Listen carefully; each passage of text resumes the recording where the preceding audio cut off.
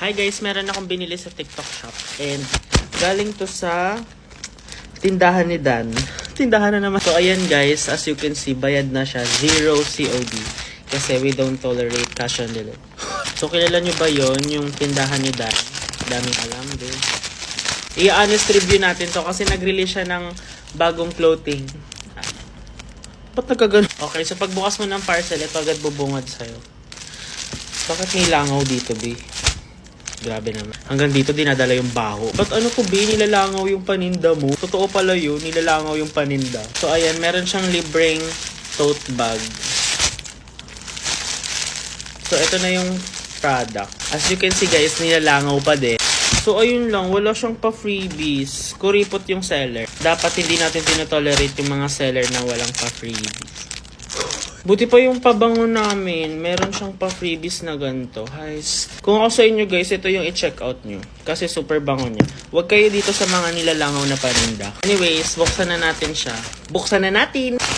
Tinotolerate nila yung mga plastic. Ay, siguro plastic yung okay, so meron siyang paganto. Nung una guys, di ba yung tote bag niya, mukha niya.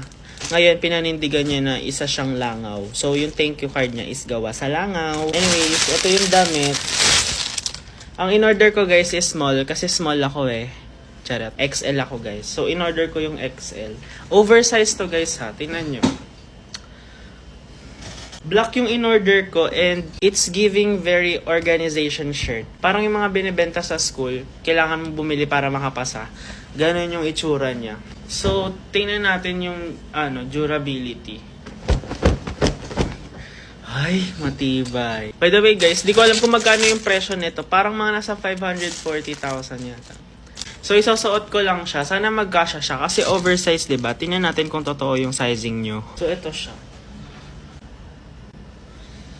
Paano to naging oversize ang sikip? So, yung neckline niya, very nakakasakal. Parang siya mag-handle ng relationship. Tapos, oversize daw, pero medyo fitted siya sa akin. Small naman ako. I-rate ko siya, 7.5 over 10. Kasi pwede na ako pumasok sa school.